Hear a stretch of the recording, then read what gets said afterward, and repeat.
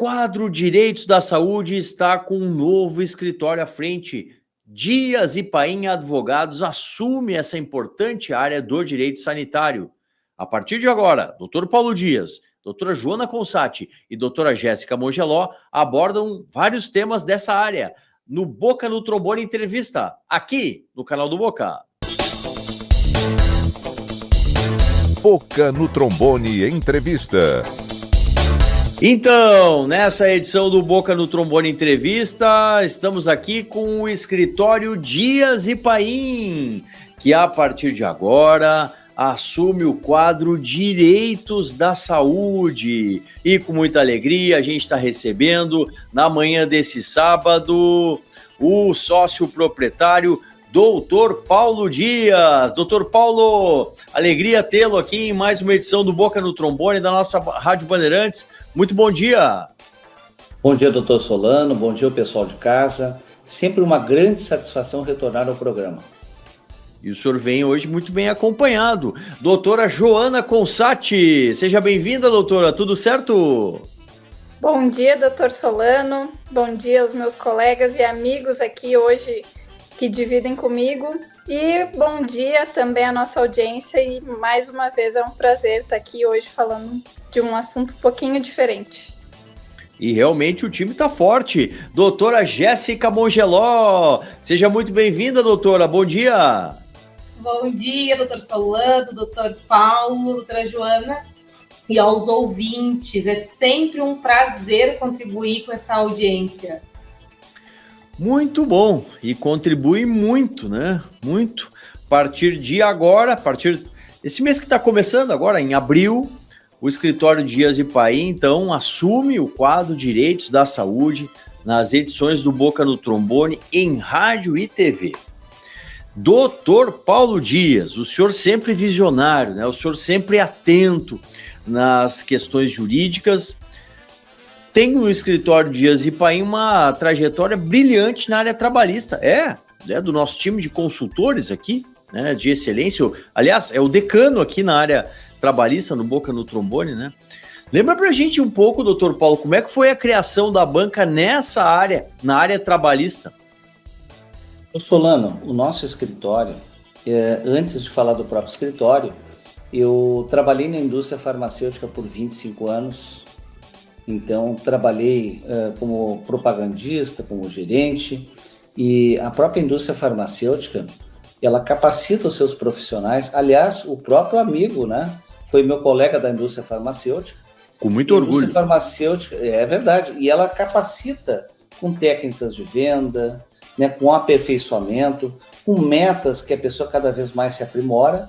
Então, assim eu passei os meus anos até que eu resolvi fazer direito. Qual área? Sempre pensei em ser advogado trabalhista. Isso é interessante porque eu nunca pensei em ir para outra área. Eu digo, vou atuar no direito do trabalho. E aí, o Diego Paim, que é o meu sócio e meu afilhado, eu o convidei para montar o escritório, sempre se baseando, em primeiro aspecto, procurarmos fazer as peças processuais e o nosso trabalho com a melhor técnica possível, porque nós lidamos com a vida das pessoas, e aqueles princípios, doutor Solano, de ajudar as pessoas. No escritório, nós acreditamos muito que o importante é nós podermos ajudar os nossos clientes na plenitude.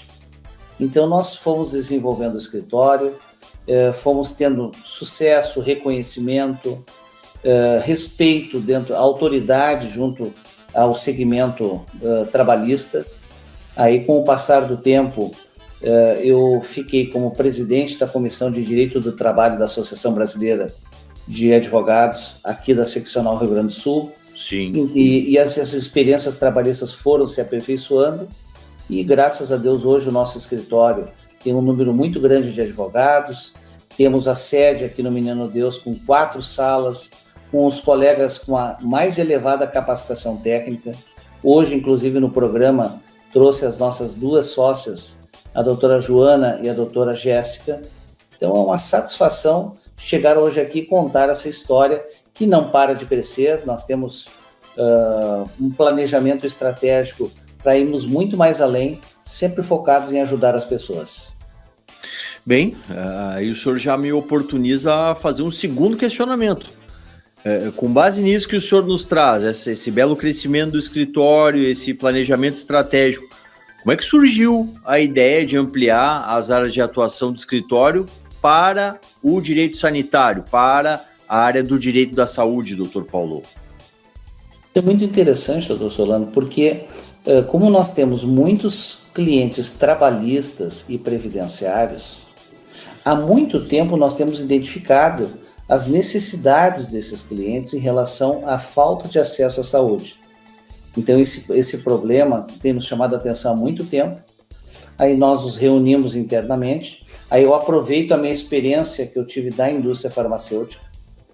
Então, esse trabalho que eu tive na área da saúde, que é ligado à indústria farmacêutica, eu pude ter a experiência de conviver com médicos que tratavam de doenças raras, tratavam de doenças extremamente complexas, que têm um custo muito elevado. Então, com os colegas da indústria farmacêutica, os propagandistas, que também militavam nessas áreas de medicamentos de elevadíssimo custo, mas que traziam benefícios incríveis para as pessoas, e ao mesmo tempo essas pessoas não tendo acesso a essas drogas por conta do preço que eles têm, que teriam que desembolsar, o que torna impraticável as pessoas a terem acesso a esses medicamentos. Nos reunimos no escritório e pensamos, ora, já atendemos um volume muito considerável de clientes trabalhistas e previdenciários. Por que não estender a todos os demais, não só esses clientes, mas todos os demais que precisam de acesso a medicamento, usando os princípios que regem o nosso trabalho, que é ajudar as pessoas. Sim. Aí nós começamos a ver as áreas, né? Nós podemos ajudar, doutor Solano, desde daquele casal que quer ter um filho, que não consegue ter dinheiro suficiente para as técnicas de fertilização. Então, nós ajudamos a botar pessoas no mundo, através da judicialização. Existem outras pessoas que, infelizmente, têm doenças como câncer e outras doenças muito degenerativas. Claro. Em alguns casos, nós vamos conseguir salvar essas pessoas. Em outros, nós vamos conseguir proporcionar que essa pessoa viva um pouco mais. E, por fim, aquelas situações de medicamentos que evitam que as pessoas se matem. Como nós temos um volume grande de pacientes, existem algumas doenças como a depressão grave e refratária, que nada resolve, muitas vezes a medicação consegue salvar a vida dessa pessoa. Então, com base nessas observações, nós conseguimos criar uma área dentro do escritório que consegue colocar pessoas no mundo, consegue manter as pessoas vivas um período a mais e, por fim, salvar as vidas. Então, é uma área que nos traz muita satisfação, muito orgulho e grandes projetos para ajudar cada vez mais pessoas. Doutora Joana, a senhora vai estar na nova unidade de negócios. Qual o tamanho desse desafio pelo Dias Ipaim, doutora? Doutor Solano, como bem adiantou aqui o doutor Paulo, nós temos aqui um país que ele é cheio de desigualdades de diversas formas, né? Desigualdade social, entre outras. Então, considerando os princípios do escritório Dias Ipaim, como bem dito aqui pelo doutor Paulo, que é de fato ajudar as pessoas, é que a gente consiga servir as pessoas, nós entendemos que é um desafio que vale a pena se comprar. E foi por isso que nós decidimos iniciar essa unidade do direito à saúde. E o tamanho do nosso desafio, portanto, ele é do tamanho da desigualdade que existe no país. Então, eu nem preciso dizer que o tamanho do desafio ele é gigante, infelizmente. Mas a gente tem consciência que existem muitas formas de auxiliar essas pessoas e estamos dispostos a justamente isso, para que essas pessoas consigam ter acesso ao medicamento de alto custo, consigam ter acesso a qualquer outro material médico que precisem, ou até mesmo tratamentos dos quais o Dr. Paulo mencionou, como da fertilidade, tratamento oncológico. Então, o nosso desafio, com certeza, ele é enorme. Os obstáculos que as pessoas enfrentam para conseguir o direito à saúde também, mas a nossa vontade de fazer dar certo é muito mais, doutor Solano. Verdade, essa vontade, essa motivação, doutora Jéssica, deve ser de um tamanho bem grande, né? Como é que a senhora está motivada para esse trabalho que passa a ser desenvolvido aí pelo escritório, doutora? Então, a nossa motivação é enorme. Começamos porque a saúde é um direito fundamental e podermos atuar para garantir que essas pessoas tenham acesso aos tratamentos, aos medicamentos, procedimentos médicos, é algo que, obviamente, nos move todos os dias. Sabemos também que, infelizmente, como também já falou o Dr. Paulo e a doutora Joana, são muitos os pacientes que são prejudicados por essas negativas, que elas são indevidas, seja pelo plano de saúde ou seja até mesmo pelo SUS. Então, trabalhar para reverter essas injustiças sem dúvida, é o que nos motiva, e ajudar as pessoas a conseguirem o tratamento adequado que elas realmente precisam é o que nos impulsiona. E digo mais, essa negativa, ela impacta diretamente na história dessas pessoas, na história da família delas. E esse impacto é o que nos move, porque existem situações que, se essa pessoa não tiver acesso a uma cirurgia, a um medicamento, ela pode morrer. Ou ainda pior, ela pode perder um filho. Essa pessoa pode perder um filho porque não teve acesso ao medicamento de alto custo, por exemplo. Sim. Então, nós estamos aqui para lutar pelo direito dessas pessoas. É isso que nos motiva, é isso que nos move. Muito bom. Muito sucesso pela frente também nessa área do direito da saúde. Doutor Paulo, o senhor já comentou sobre a sua trajetória na indústria farmacêutica, e aí eu quero lhe propor a seguinte reflexão. As dificuldades da sua época, vou até me incluir aí, da nossa época, laborando na área da saúde, persistem ainda hoje? Ou a realidade se alterou de uma forma importante, doutor? Nós tivemos vários momentos diferentes, doutor Solano. Nós tivemos que fazer uma construção através dos últimos anos, em que se conquistou bastante em termos de direito à saúde. Antes era muito mais difícil. E hoje, pelas desigualdades financeiras e o poderio econômico, nós estamos tendo muito mais dificuldades. Houve um retrocesso de um tempo para cá. No SUS, muito pior ainda, né? Hoje, medicamentos com valores expressivos no SUS, eles são muito difíceis de ser conseguidos, mas isso não vai nos impedir de lutarmos pelos direitos das pessoas, e planos de saúde que acabam negando, por óbvio, né, por uma questão de briga econômica, o acesso a muitos desses pacientes. Inclusive, nós temos situações como, por exemplo, existem pacientes com depressão grave, como eu já tinha falado, grave e refratária. O que é grave e refratária? É grave pelo grau de intensidade da depressão e refratária porque aquele perfil de pacientes, ele não responde a nenhum outro tratamento já utilizado. E esses pacientes, eles têm um potencial de suicídio extremamente elevado. Ora, se esse paciente não tiver acesso àquele medicamento específico, aí nós temos um arsenal, esse paciente provavelmente vai se matar. O preço desse tratamento gira em torno de R$300 mil, que é produzido por laboratório farmacêutico, é avalizado por médicos e o plano nega. Aí eu pergunto, R$300 mil, a vida humana, o que vale mais? Então isso nos motiva bastante, é fazer com que aquela pessoa tenha a chance de continuar vivendo, porque naquele caso específico ela está acometida de uma doença, uma afecção, que realmente vai acabar lhe tirando a vida, né? Então hoje nós temos um cenário de retrocesso e por esse motivo da nossa luta.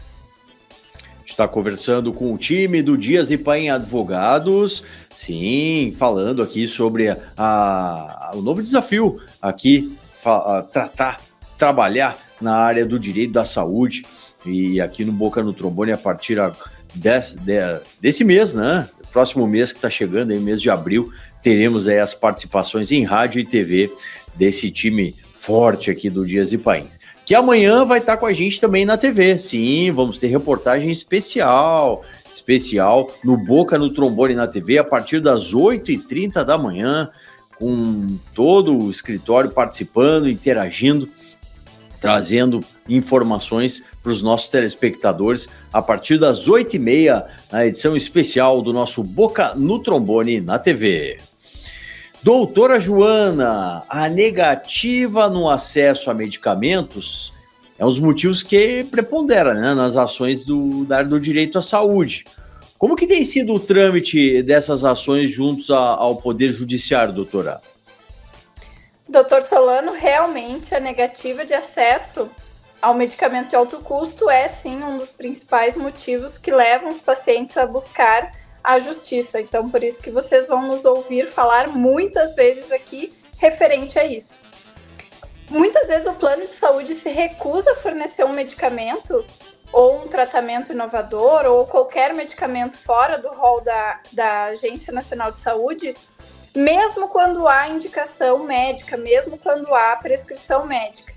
E isso acontece, doutor Solano, porque a gente entra numa luta entre a vida, o direito à saúde e o dinheiro. Sim. E muitas vezes os planos de saúde negam de propósito. Então aqui a gente vê uma luta entre a vida, o direito à saúde e o dinheiro. E muitas vezes os planos de saúde negam de propósito, ainda que o paciente tenha um laudo extremamente consolidado.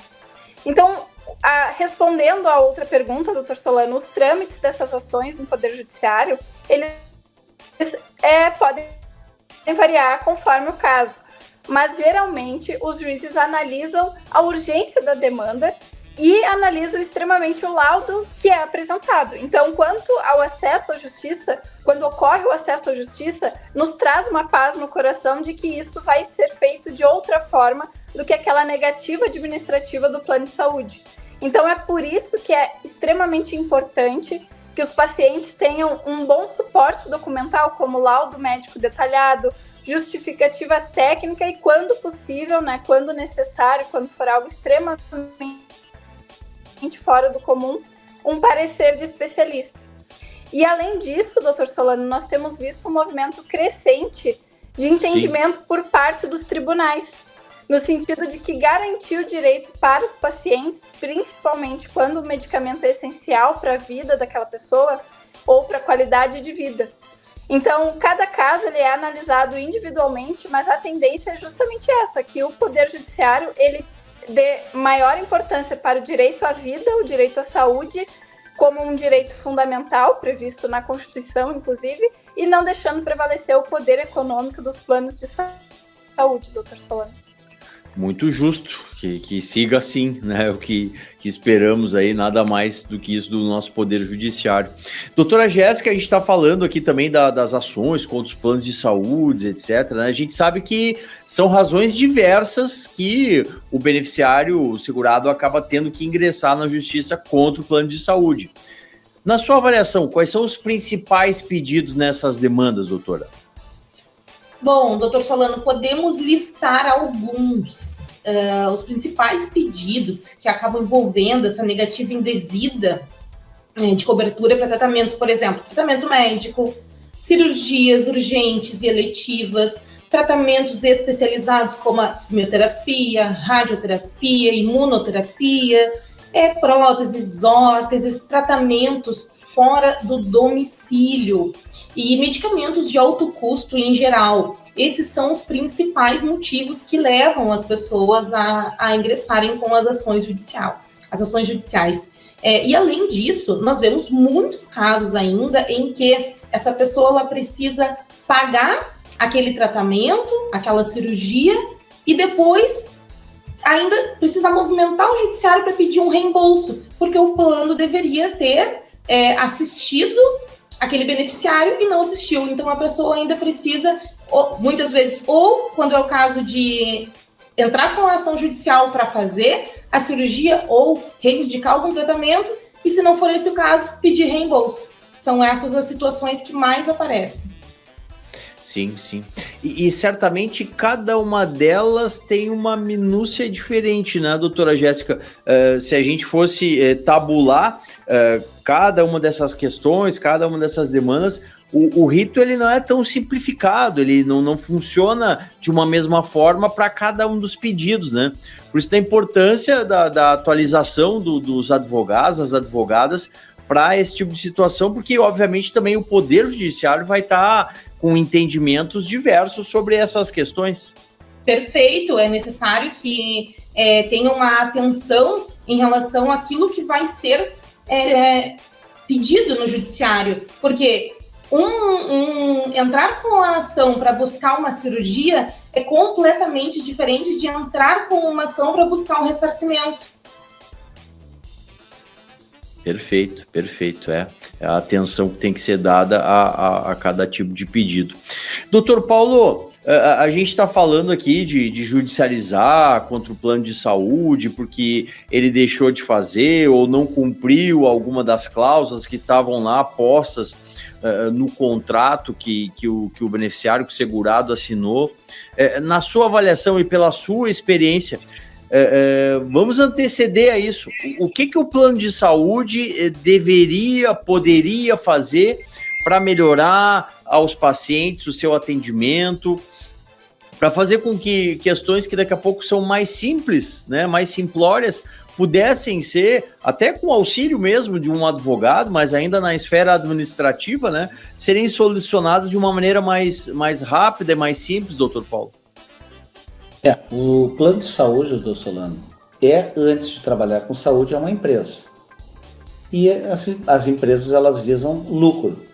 Então, o grande problema que nós vemos é que os planos de saúde, eles são movidos por uma série de barreiras que dificultam o acesso das pessoas aos medicamentos e aos tratamentos. Qual que é o grande legado que nós identificamos no nosso trabalho? Primeiro, é ajudar as pessoas a terem acesso. Quanto mais o plano de saúde nega um determinado tipo de terapêutica ou medicamento, e diante dessa negativa há necessidade de se judicializar, e esses planos de saúde são obrigados a dar o medicamento, esses planos de saúde acabam vendo com o passar do tempo que é muito melhor que eles acabem dando espontaneamente o medicamento, porque o processo judicial ele é caro. Ele envolve o plano de saúde contratar advogados, pagar custas judiciais, pagar honorários de sucumbência e mesmo assim dar o medicamento. Hoje existe uma grande negativa porque poucas pessoas procuram a justiça. Poucas pessoas lutam pelos seus direitos, mesmo que esses direitos sejam a própria vida. Então, a grande vantagem que nós trazemos uma colaboração, o escritório traz uma colaboração no universo do direito à saúde, nós fazemos esses planos de saúde darem a medicação, ao invés de sofrerem processos judiciais e terem que dar igual. Então, esses planos acabam dando mais a medicação, o que é uma contribuição para a sociedade. É verdade. E cada vez mais se aprimorando, né, doutor Paulo, faz com que essa efetividade dos planos de saúde ocorram e, como eu falei anteriormente, né, questões simples possam ter o auxílio ali do advogado, da advogada que atua na área da saúde, mas tudo ainda na esfera administrativa, sem envolver o Poder Judiciário, o que em muitos casos é mais bem-vindo, né? É mais adequado porque, como o senhor mesmo citou, né? Existem situações que às vezes tem uma urgência, uma necessidade de uma resolução o quanto antes, né? Que seria muito bem-vindo esse aprimoramento aí dos planos de saúde, não? Inclusive, existem situações que são até sui generis, né? Nós temos processos no Brasil inteiro de direito à saúde. Então, existem situações do tipo, o paciente moveu uma ação judicial para conseguir um medicamento que custa R$300 mil. E para isso, ele está em depressão grave, ele acaba evitando que ele se matasse. Só que o judiciário, naquela região, mandou dar uma clínica aplicar o produto, só que o paciente mora 250 quilômetros de distância da clínica. Ora, pelo grau de comprometimento psiquiátrico que ele tem, ele não consegue se deslocar 250 quilômetros. Por óbvio. Então, muitas vezes, a grande dificuldade e o empenho que nós utilizamos para conquistar os objetivos dos nossos clientes tentar verificar, assim, não só conseguir a medicação, mas a melhor forma dele poder ter esse benefício. Então, são muitos desafios, mas nós estamos dispostos a ampliar cada vez mais. E aptos e muito qualificados para isso. Doutora Joana, como que o Poder Judiciário pode ser mais efetivo nas demandas da saúde, doutora Joana?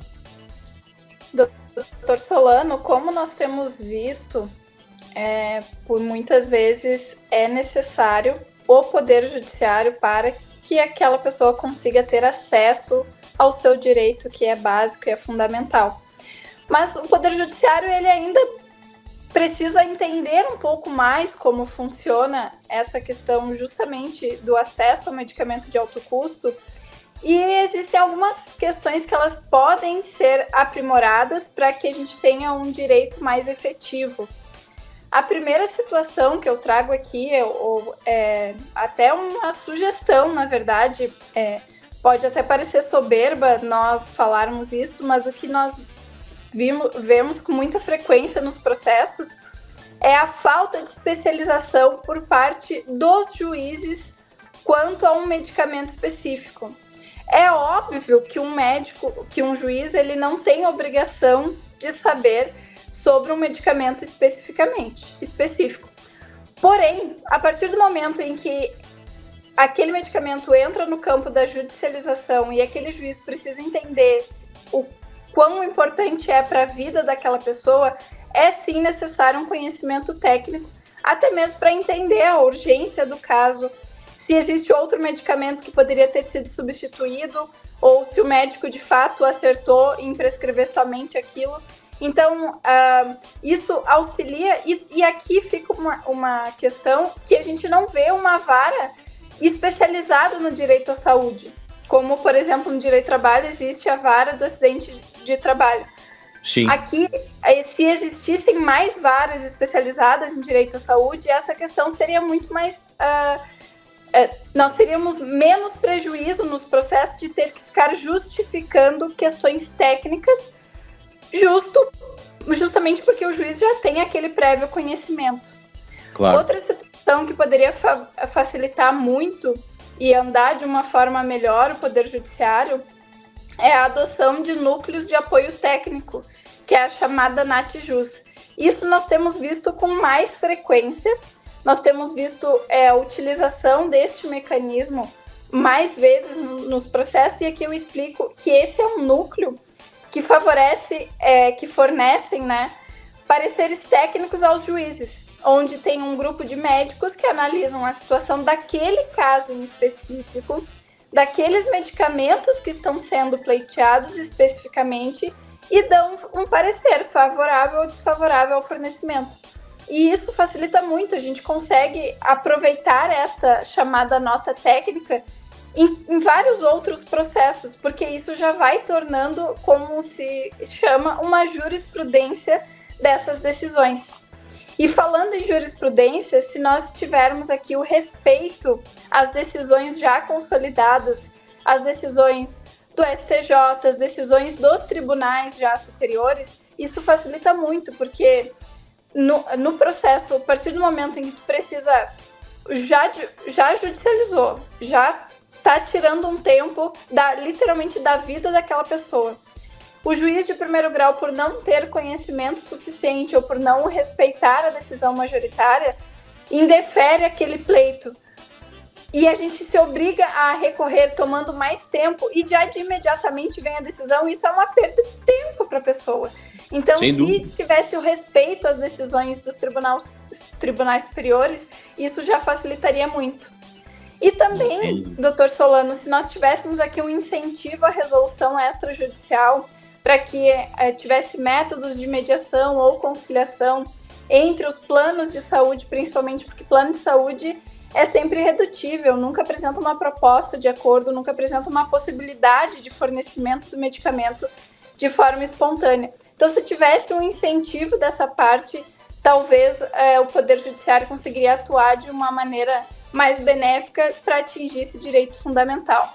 Então, em resumo e finalizando, doutor Solano, essas medidas elas trazem mais celeridade, mais segurança jurídica e principalmente mais embasamento técnico, que podem trazer para a atuação do judiciário uma eficácia nessas demandas do direito à saúde, garantindo assim então aos pacientes o respeito ao direito à saúde, que é, como eu já disse várias vezes aqui, o direito fundamental, doutor Solano.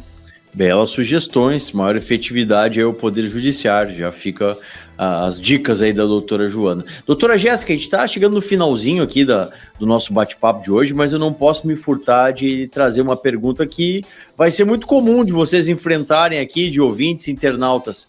Média da duração das ações judiciais na área da saúde. A senhora pode dar essa noção aqui para a nossa audiência, doutora? Claro, posso sim. Então, doutor Solano, a duração ela vai variar bastante, mas as ações na área da saúde, elas costumam ter um trâmite muito mais rápido, quando elas envolvem pedidos urgentes, como o fornecimento de medicamento ou autorizações para tratamentos ou cirurgias. Nesses casos, por exemplo, nós conseguimos uma decisão liminar em poucos dias. O que é uma decisão liminar? Ela é uma decisão de caráter provisório, mas urgente, e ela é concedida antes do julgamento definitivo da ação. Qual que é o objetivo? É garantir que a pessoa tenha o direito dela e evitar um dano irreparável enquanto o processo ainda está em andamento. Então, a gente consegue um medicamento, essa pessoa evita, dando um exemplo de acabar cometendo suicídio, porque daí ela está tratando aquela doença psicológica, e aí depois o processo ele segue tramitando. Mas, antes disso, é preferida uma decisão liminar. E já, por exemplo, como falei anteriormente, nas ações que a gente pede o reembolso, aí são ações que elas levam uma média de 1 a 3 anos. Que ela não tem aquela demanda urgente, como é o caso de um acesso a medicamento, uma cirurgia.